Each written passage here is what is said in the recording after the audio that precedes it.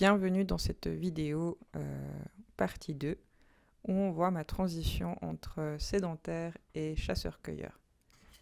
Sédentaire parce que j'ai été employée et que j'ai gagné ma vie en travaillant dans une équipe. Et chasseur-cueilleur parce que j'ai appris à chasser et à cueillir. Voilà, c'est un peu le thème de cette vidéo. Ici se trouve mon chien et moi, on se trouve à notre coworking space.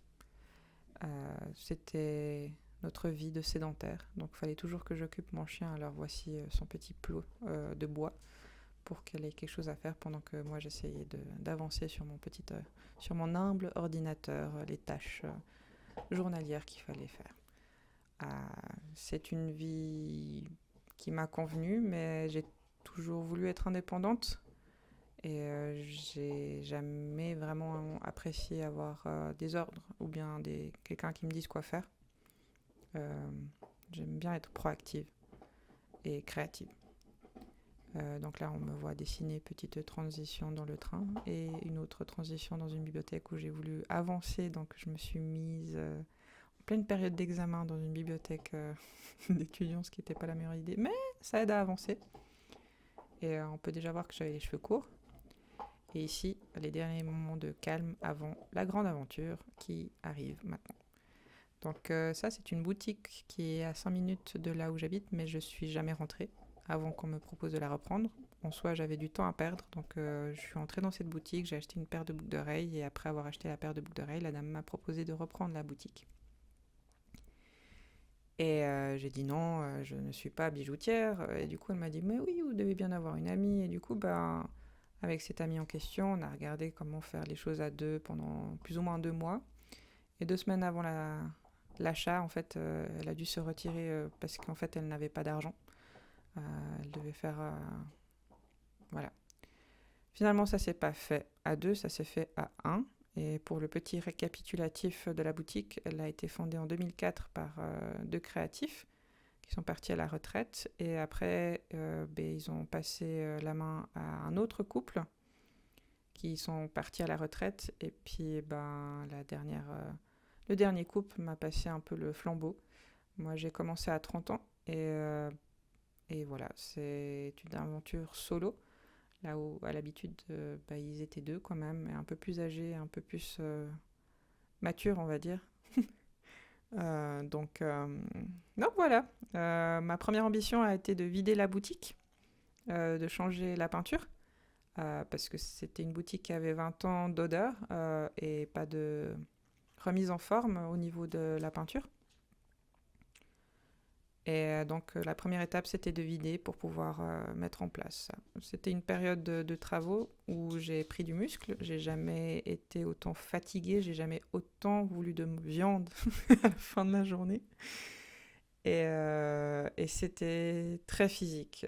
Pour moi qui n'ai pas l'habitude d'être dans du physique, et tous les jours, il y avait énormément de choses à faire. Et ça, c'était une partie assez fun qui a duré quelques... j'ai fait 2 semaines de travaux avant d'ouvrir. Et après, je continuais à beaucoup faire de choses pour pouvoir me sentir à l'aise dans cette boutique. Là, on peut voir un petit peu comment je prends objet par objet pour pouvoir ne pas perdre les boucles d'oreilles. Il fallait toutes les enlever. Ça a pris un temps fou quand même. Donc voilà, c'est la mise en place, mise en route de la boutique, cette partie. Et voilà, il y a eu par la suite une équipe qui m'a aidé à peindre les murs parce que j'ai pas fait ça toute seule. Et voilà, c'est les seuls types d'aide, mais sinon je l'aurais vidé et re-rempli toute seule. Voilà, c'est un sacré schmilblick, comme on dirait par ici, et beaucoup de choses à jeter. Moi qui fais une petite pause et mon chien qui flâne par là. Voilà. Et du coup, sans transition, ou avec une transition, nous arrivons à l'hiver. Quelques mois ont passé parce que j'ai repris la boutique le 31 mai 2024. Et ici, on se retrouve en hiver, décembre 2024. Le 21 décembre, sauf erreur, il avait neigé, donc on avait profité d'aller dans la forêt avant d'aller au travail. Et donc voilà, un petit coup de pouce. Et voici la boutique pour son premier Noël. Voilà. C'était bien, voilà, le premier grand Noël. C'est à Noël que beaucoup de ventes se font dans les boutiques cadeaux. Et on peut voir le premier assortiment avec plein d'objets autres que des bijoux et plein de types de créateurs différents en fait. Et au fur et à mesure de l'aventure, j'ai un peu euh, remis au centre les bijoux en fait, créateurs. Et, euh, et j'ai arrêté d'ouvrir à tant de possibilités. Typiquement, là, il y a des habits, j'ai arrêté de faire ça, ça ne fonctionnait pas. Donc voilà, j'ai ouvert, j'ai testé un maximum de choses et puis j'ai vu que la clientèle était quand même attachée à certains objets. Et du coup, petit à petit, l'aventure nous... Enfin, au fur et à mesure de l'aventure, j'ai appris à simplement écouter mieux la clientèle, voir ce qui passait, ce qui passait pas, ce que les gens recherchaient. Et c'est un peu ça le travail, c'est de jauger en fait les envies des consommateurs le long de l'année. Voilà. Donc en termes d'épanouissement, ça l'est beaucoup, beaucoup, beaucoup, beaucoup plus que le premier travail que j'ai eu. J'ai aussi investi sur une machine à café italienne parce que si vous regardez la première vidéo que j'ai faite, à la fin, il y a une grande machine à café avec 3 pistons. Et donc j'ai pris le modèle mais avec un piston. Et j'aime bien servir des cafés à la clientèle et puis je prends du café d'une amie qui le torréfie. Enfin bref. C'est le moment café. J'en prends plusieurs dans la journée, j'en partage avec plusieurs personnes et c'est vraiment un plaisir à part entière. Donc si vous venez dans la boutique, n'hésitez pas à demander un café, une dégustation. Là, on voit comment avec Julie, on met en place ses créations qu'elle est amenée en dépôt-vente. Elle est sur Lausanne directement et c'est encore une bonne collaboration avec une créative. Et par la suite, elle fera je lui aurais demandé de faire des bijoux et là, vous ne le voyez pas, mais elle en aura fait. Et donc, on aura plutôt axé sur la vente de ces bijoux que sur ces céramiques. Là, on voit la partie administrative. C'est une partie lourde, mais c'est parce qu'on a une responsabilité administrative qu'on peut prendre un maximum de choix. Donc, c'est un pour et le contre, mais voilà, ça fait partie du jeu. Le ménage. Beaucoup de ménage. Voilà, c'est toutes les semaines un petit coup de panos. Mettre en place des objets. Donc là, c'est des lampes à lave que la boutique a depuis... ils ont une collaboration avec Matmos depuis 20 ans. Et donc, je peux choisir toutes les lampes à lave que je veux, que la clientèle veut, bien sûr. Et ça fait plaisir. Là, c'est moi qui fais les allers-retours avec le téléphone, un petit moment dessin. Et voilà, plein d'activités, en fait, toute la journée, tout le temps quelque chose à faire, tout le temps... Moi, je prévois des activités pour moi, comme ça, s'il n'y a pas beaucoup de clients, je sais quoi faire. Et une fois que je fais les activités pour moi, typiquement là, il y a une cliente qui voulait rallonger un collier. Et du coup, ça m'occupe la journée en fait.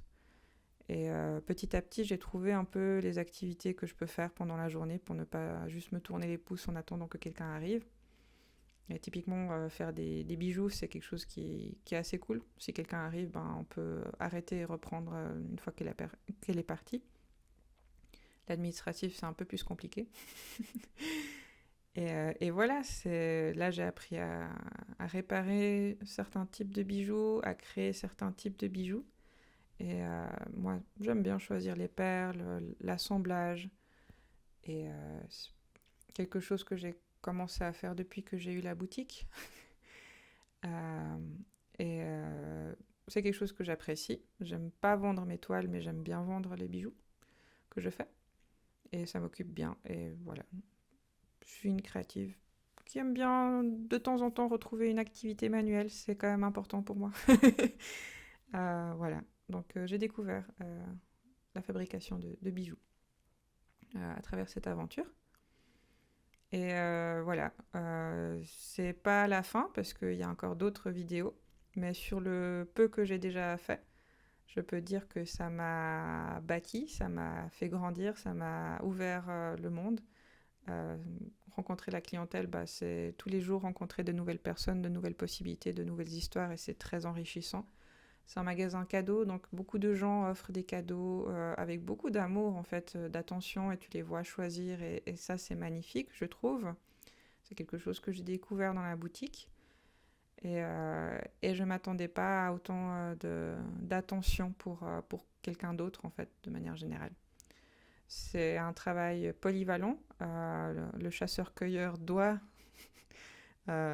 trouver de quoi manger à la fin de la journée et être proactif. C'est des vagues qu'on prend régulièrement, mais j'ai envie de dire que c'est les meilleures vagues à prendre. Et personnellement, c'est quelque chose de difficile, mais de satisfaisant comme activité. Et sur le long terme, je trouve que c'est quelque chose qui me permet de créer, de permettre à d'autres personnes de créer. Et c'est vraiment ça le fond de cette boutique, c'est d'avoir des créateurs en fait, et qu'en fait on ne dépende pas que d'une personne, mais de plusieurs personnes. Euh, et voilà, c'est ça l'aventure de l'esprit des lieux. Et on va continuer avec d'autres types de vidéos. Voilà, au plaisir.